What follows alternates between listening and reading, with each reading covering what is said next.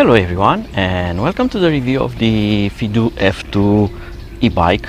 And this is a foldable electric bike which has 3 operating modes. It's an assisted electric bike, it's also a regular bike, and it also has the feature to be a fully electric bike.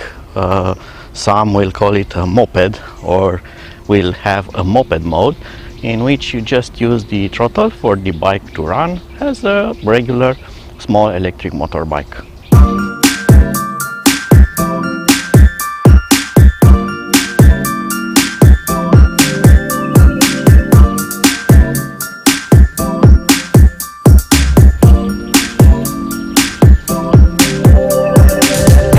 So we'll start with some technical specifications. The rear motor, it is a hub drive, and it's brushless, but it's a geared motor, which means that it has internal gearing which will amplify the motor torque, and that has some pros and some cons in comparison with other types of hub motors.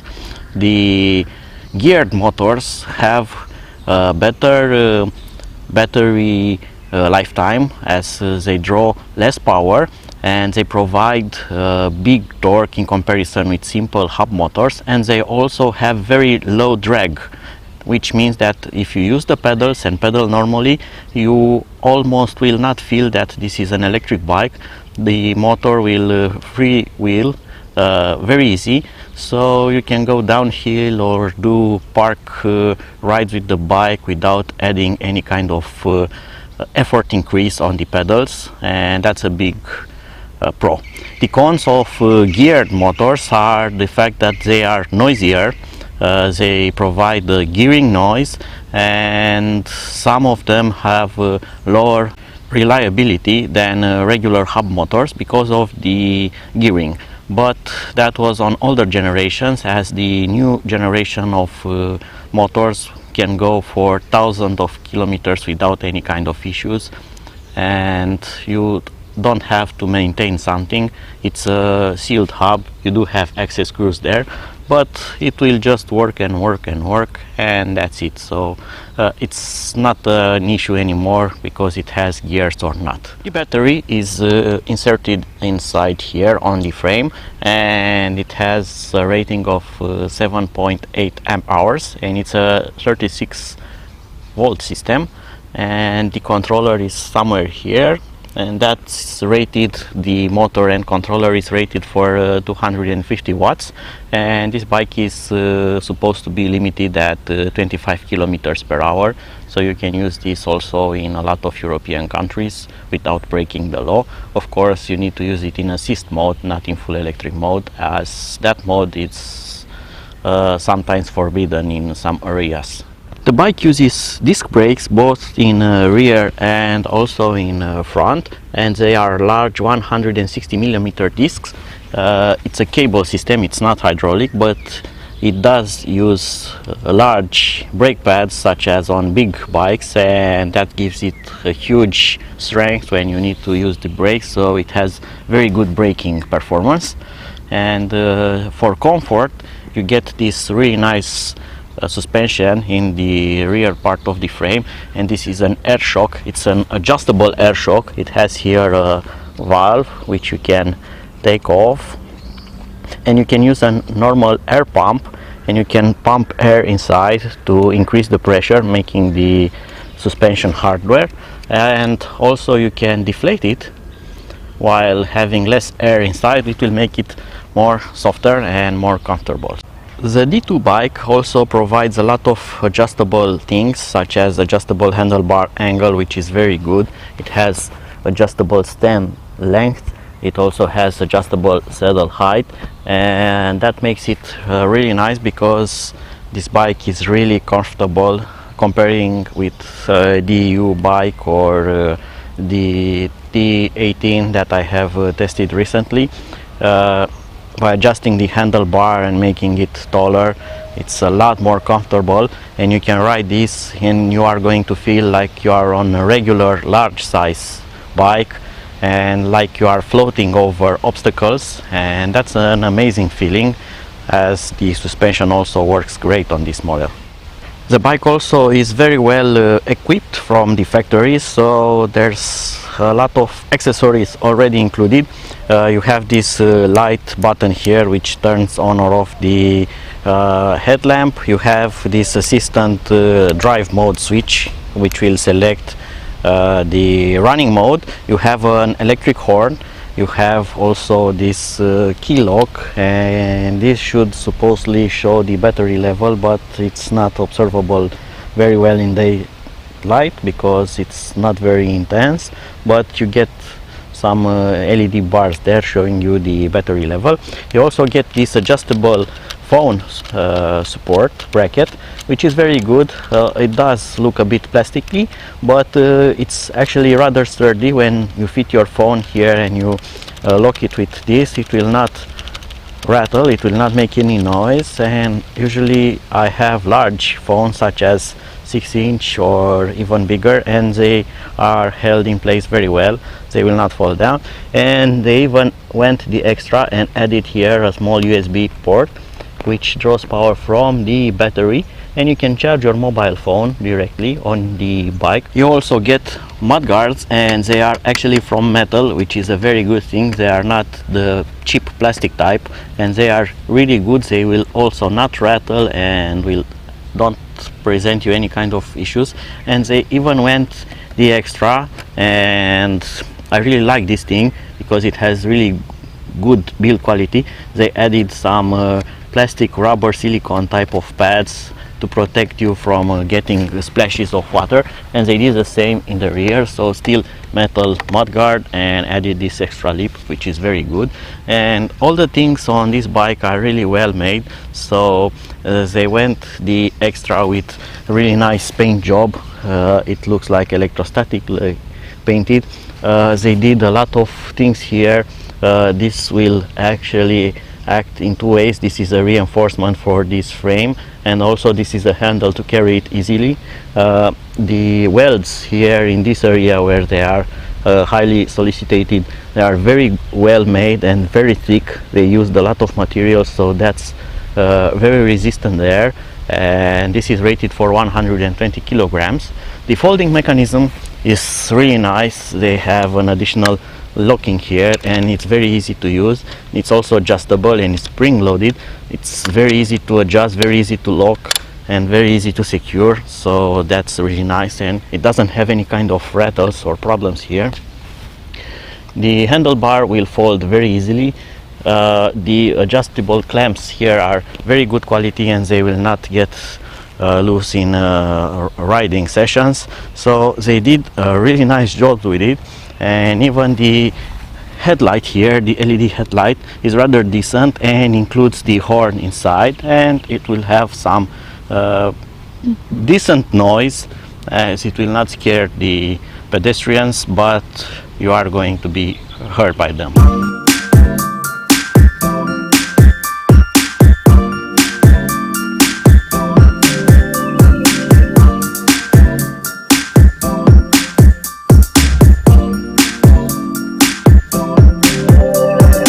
Now I'm going to show you how to fold this bike and how compact it is, and how well thought the folding mechanism is.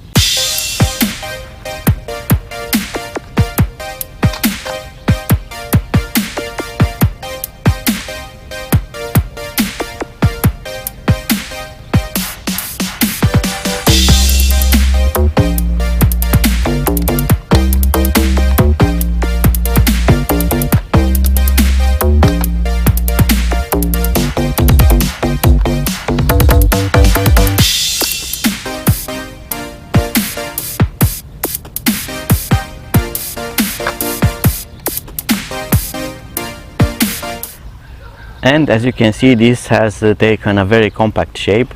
Everything is folded, even the pedals will fold, and it will take less space and it will not poke things, for instance, while you travel with this in the trunk of your car.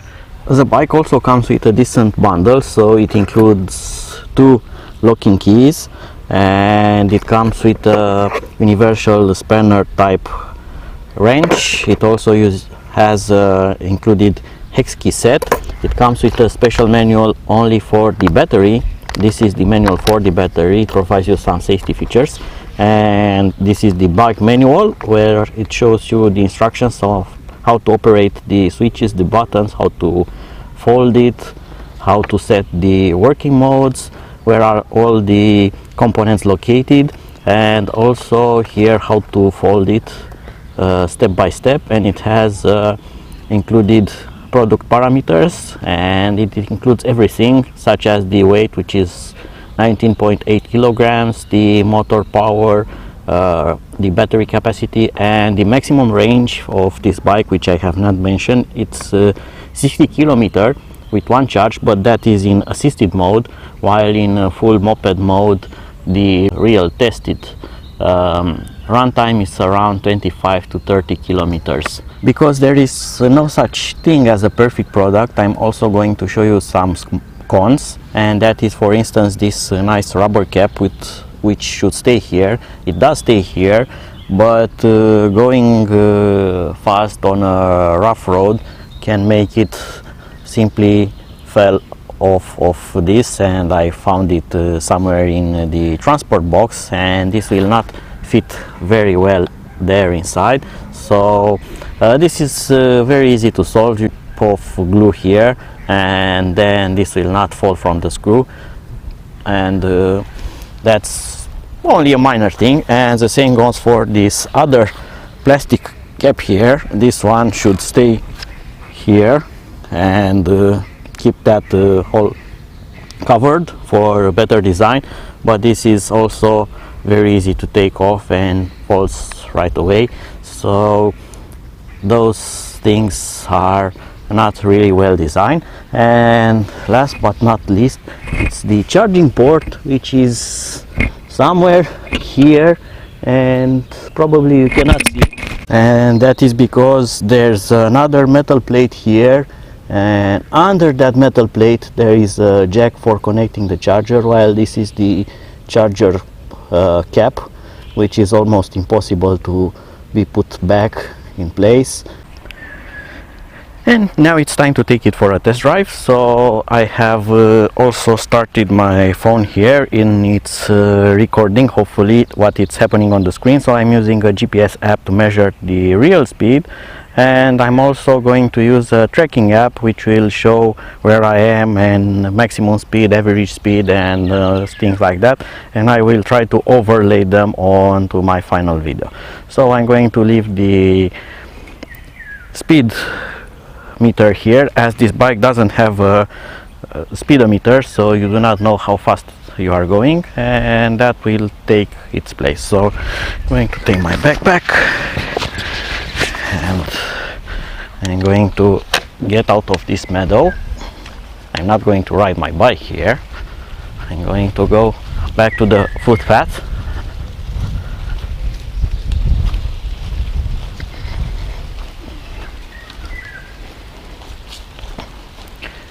And I'm going to turn on the power. Right, so first thing, I'm going to use the mode switch here. So on the leftmost part it's the regular mode, a regular bike, so there's no kind of assistance, it's just regular pedaling. The middle mode is fully electric mode, and you have this throttle here, and on the right side it's the assisted mode. So starting off with the normal bike mode, this is decent. You pedal like a normal bike, and this has only one fixed gear, so you cannot go very fast or very steep uphill. It's just for a leisure biking, but you can sustain probably a speed of around 50 to 20 kilometers per hour, and I'm running on this unlevel gravel road, so it's bearable even with one speed. Then I'm going now to switch to the assisted mode, and for now it doesn't do anything, and now I can hear the motor buzz. Oh, and that's a lot more better. I feel like I'm a bionic man now. I don't have to put that much effort. Wow, this is really nice.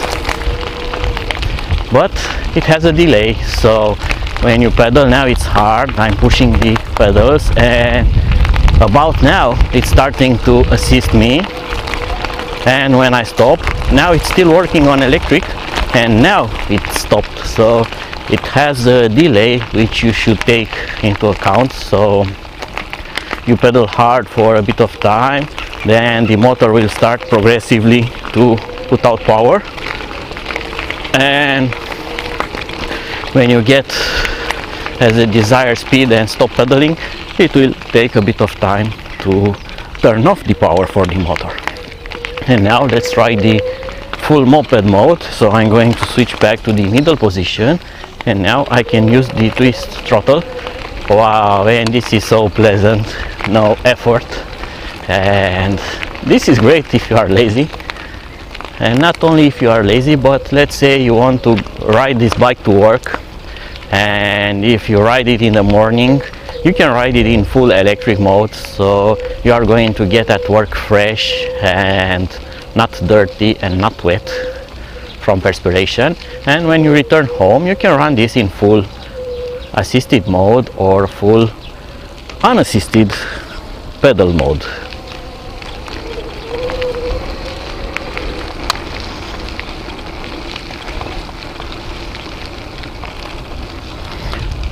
And this will accelerate very easy. It's not like the regular hub motors with no gears. This has a very good acceleration, and even with this road it will get to top speed very easy.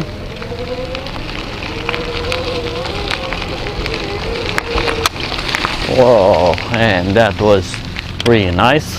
So let's try this on some asphalt. So you can hear the motor whine.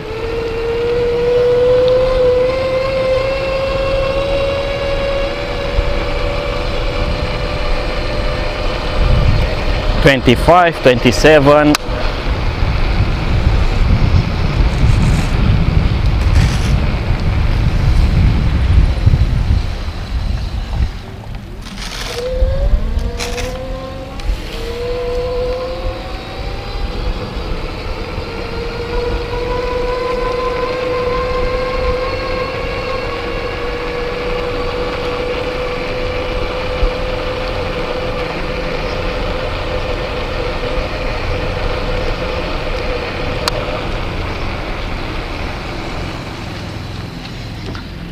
So it does 27 kilometers per hour right away with no effort, and you feel that this is limited as the twist handle here will do 25-27 kilometers per hour even if it's not at the fullest position. So you get only around 80% of its range here, while the remaining 20% it will not do anything, and it's already maxed out at full speed. So definitely there's a speed limit set somehow. I don't know if that can be overcome or not, but it's not the scope of this video. Also, as you can see, this thing is really maneuverable. Even on gravel or stuff like that, you can take very sharp turns with it, absolutely no problem. But you need to take a bit of caution with the accelerator, as this thing has very large amounts of torque, and if you give it a good amount of throttle, it can make you fall down from the bike. As you will lose control, the rear wheel will just spin off.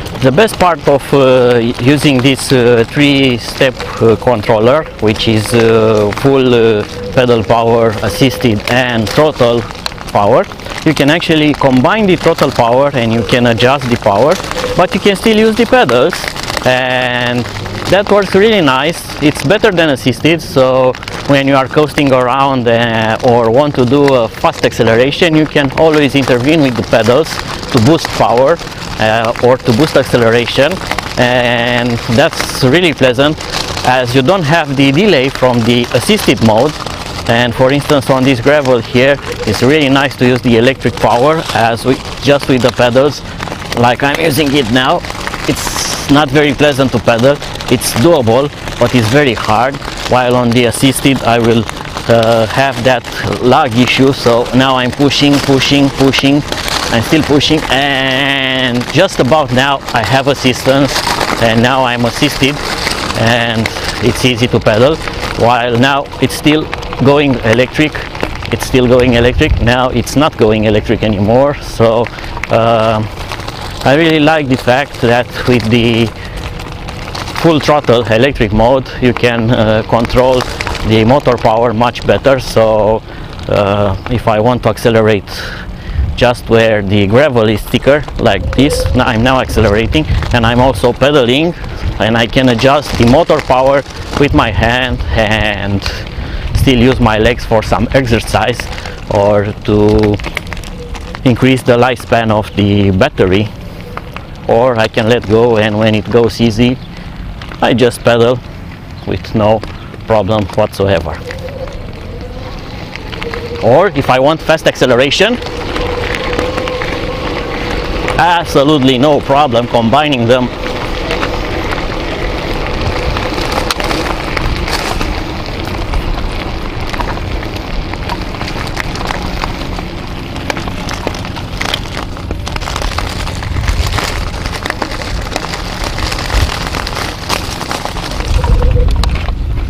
The suspension is also really pleasant, really nice. It's not the bad type of suspension which will make you bounce around uncontrollable and it will hinder your pedaling effort. It's just the right amount, and being adjustable by using air makes it even more versatile, as you can use it like a hard setup for in city, or if you go off-road. I would not go off-road with such bike, but anyway, if you want to go on very bad roads, you can always take some pressure out to make it softer.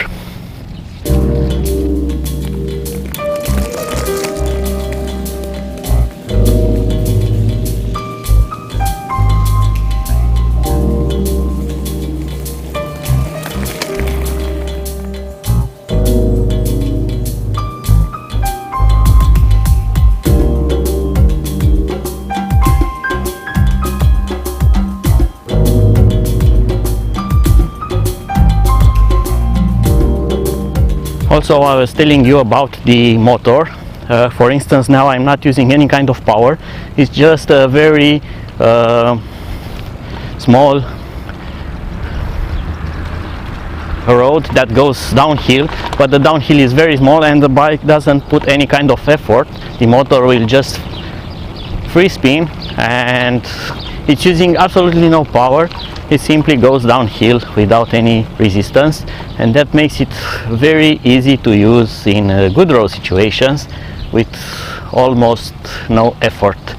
So that's a really good pro of the geared motor. This doesn't happen with a gearless motor, because gearless motors will always have the very insistent magnetic cogging effect, and that's like going with your brakes put on. So you've seen how this thing rides, how it feels, how fast it goes, and now it's time for some pros and cons about it. The pros, you mostly heard them from me until now. So this thing, it's really comfortable. It doesn't compare with anything I have rode until now, so definitely the best of small e-bikes. I would have wished to have a front shock absorber also, but it's not available on any kind of this type of models. But the rear shock combined with the saddle and the position and the adjustable things such as handlebar and the seat post and stuff like that makes it really comfortable, and you can ride this for long roads. You can not only go around the city for the small trees, but you can cross the whole city with it, and it will not hurt your back, it will not hurt your legs, it will not hurt your arms. It's an amazing feeling while you ride this. And that was the first pro. The second pro is the build quality. Everything is really nice made on it. Even the brake levers have silicone padding on them, and they will have better grip and very comfortable while you squeeze them. The brakes are amazing. They do a really good job with those huge discs. You can lock the wheels if you want to. You can modulate the brakes really nice. You have all the accessories included. Forgot to show you the working LED light here. I don't know if you can see it as it's daytime, but this thing will get you noticed in the traffic. It's not like seeing the road great at night, but it gives you better safety. It has this small horn thing. You have the battery level here, which is rather accurate, as I have managed to do 25 kilometers and it was gradually losing bars, not like on the T18, which only when the first bar disappears you only get something like 2 kilometers remaining. For the rest of the range it will show you 4 bars, so this is rather progressive, so it's more accurate than on other bikes. You get this nice locking which turns it off. Everything is really nice made. Even the saddle, which is very soft, very it has this large part here, it's very comfortable, and even on this front part here you get a lot of foam and it will not hurt your behind. The hardest part is actually to find real cons on this, and I cannot think of something really negative about it. I have shown you the plastic caps that do not sit there, but those are not real cons. I like the gearing, even if it's a fixed gear, only one pinion, so you cannot change gears. It's well made. You can pedal with it at normal rates. You can use it as a regular bike. I don't know, something else. The only thing I could find is that even the bike has this transparent pads here, which may not show on the camera.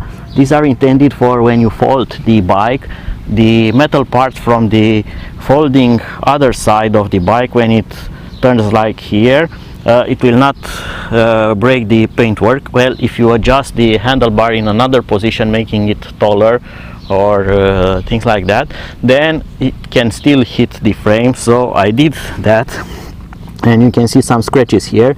That's from folding the bike and putting it in my car trunk. It did move, and something from here did hit on that, even though they thought about it and they tried to add some protection there to protect the paint. Other cons, the kickstand, which is very solid, very good, really nice. It's a bit short for this bike, and if the ground is not perfectly level, it has a small inclination or something like that, the bike will very easily fall from the kickstand, as it's way too short for it, and it's very heavy here from the battery. It will fall down just like that. There's also a design thing here. I don't like these cables. There are too many, but you actually have two for the brakes. One is the sensor for the brakes to tell the controller that you are braking. Although this doesn't have cruise control, yes, I have found a real con. You don't have cruise control and you cannot enable it. The brake cables here with the sensor should have been for cruise control. When you enable cruise control and gently pushing the brake should have turn it off, and that adds a lot of wire. So you get a wire from the phone holder for the USB, you get 2 wires from each brake, and you also get another wire, thick wire for the control module here, and another thick wire from the key ignition. So you get this chunk of a lot of cables which goes like that, and because this is folding, they need to be longer and you cannot fix them to the stem, as you will not be able to fold the bike. So that was it for now. I hope that you have enjoyed my video and review of the Fiido D2 model. If you have any questions or want to find more things about it, be sure to leave a comment and I will try to answer you as fast as possible. I'm also going to include some links where you can find this really cheap, and if you are from Europe, you can get this in something like just 4 days. It will not come from China but from a local European warehouse, and you will not pay any taxes, so that's great. So until my next video, see you and bye bye.